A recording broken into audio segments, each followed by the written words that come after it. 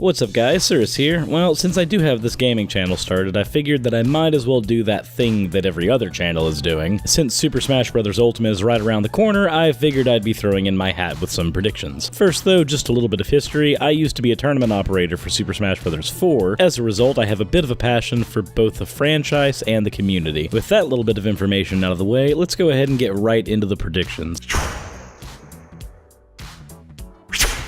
The first prediction I have is that Shantae will be in the game, either at release or as DLC. Put it simply, characters generally make it into Smash Bros. Under 3 circumstances. The character is incredibly popular, a third-party developer requested to have them in and they're popular, or Nintendo is trying to push a sale of a certain franchise. Outside of Nintendo characters, these are the criteria that generally have to be met for a third party to make it into the game. We've seen popular characters come in like Sonic the Hedgehog and Mega Man. We've seen characters come in at developer request like Snake, and as for the last one, well, if you look at the Fire Emblem franchise, I think it's pretty obvious that Nintendo definitely does a bit of their advertising through Smash Bros. Heck, if it weren't for Melee, I'm fairly certain the franchise wouldn't have survived here in the West. As for which category Shantae falls into, WayForward has gone on record several times stating that they would love to see Shantae in the Smash series, and between the Nintendo Switch and the Wii U, her latest game has sold best on those two platforms. Combined, Half Genie Hero has sold about 120,000 units between the Switch and the Wii U, compared to the 80,000 units that have sold on the PS4 and the estimated 50 to 100,000 units on Steam. It's safe to say that her best-selling home is Nintendo. This of course makes sense considering that her first game was on a Nintendo console and her subsequent planned sequels were on the Nintendo DS and Game Boy Advance respectively, even though those sequels were cancelled. The developer may be WayForward, but Shantae is distinctly Nintendo in heritage. I won't be getting into character movesets this video as that's a completely different topic.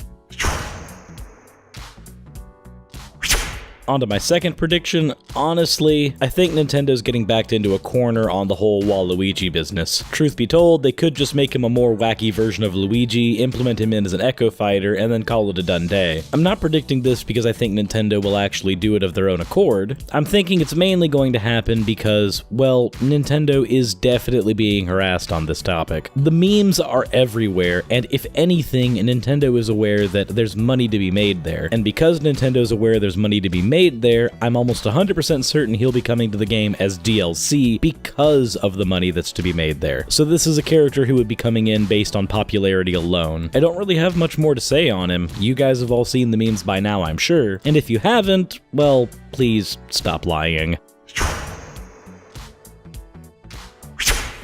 For my third prediction, I'm fairly certain that we're going to be getting Banjo and Kazooie. The only two pieces I have to go on this are the fact that the license was recently renewed this year, in September actually, and that Microsoft has stated over Twitter that they would definitely love to have Banjo in Smash. If some miracle happens and Banjo is allowed in Smash and a new game is being produced that can be put on the Switch, there is certainly money in the pot that can be grabbed by both companies. Allowing cross-play on Fortnite and other games has certainly shown that Microsoft and Nintendo are willing to work together if there's mutual benefits to be had. Also, while there might not have been so much money to be made in the Banjo franchise based on the reactions to Nuts and Bolts, the general disappointment in Yooka-Laylee would definitely be leaving fans of that style of game hungry for a game that actually properly does it. Even Nintendo saw merit to falling back on some of the more adventurous style of platforming we had in the Nintendo 64 era, and Microsoft may see the same thing. They already announced a return of the Conker franchise, and I can definitely see a return of Banjo being heralded in by an appearance in Smash to remind players of the character's existence. As for his moveset, if you've played any of the Banjo games, you know that there's plenty there to work with.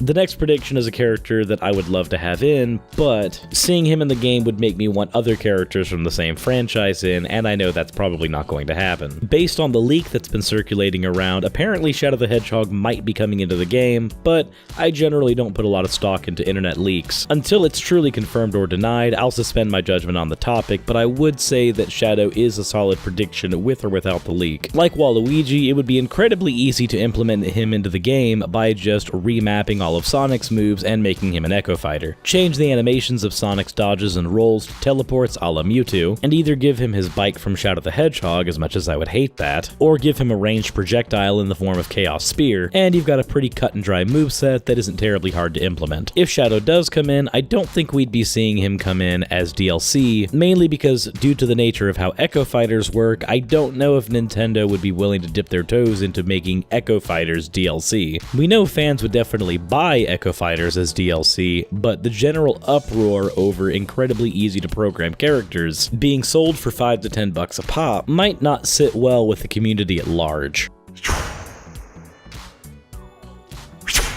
On to my last prediction. Honestly, I'm almost 100% certain we're going to be getting Ken. Let's face it, at the end of the day, Ken was always born to be an Echo Fighter in the Street Fighter franchise, and bringing him into Smash Bros. Only makes sense. You have to do almost no programming, his character model can be lifted from other games, and he's the original clone fighter. My thought process on Ken coming into the game is less an argument for him, and more that I can't formulate a good argument against his inclusion. And finally, to round things off, the character that I think is least likely to come into Smash Bros. I'm sorry to all the Undertale fans out there, I am one myself, but I seriously doubt Sans will be coming into Smash Bros. My argument against Sans' inclusion into Smash Bros. Basically boils down to the fact that he's not part of a franchise. Every character in Smash Bros. To date has been part of a long-running franchise in one form or another. Even characters that only appeared in one game at time of release, like Shulk, are part of larger franchises, because the Xeno series contains much more than just Xenoblade. Sans, unfortunately, does not come from any long-running franchise. As much as I love the character and would love to see him included in Smash, he really doesn't meet the criteria of literally any other character who has ever been included. Unless we magically get an Undertale sequel here in the next year, I don't see us getting Sans. But with that said, what do you think of my predictions? Do you think I'm accurate, or do you think I'm way out of my depth? In either scenario, please feel free to let me know in the comment section below, and if you haven't already, please feel free to subscribe to the channel. Thank you all, and have a wonderful rest of your days.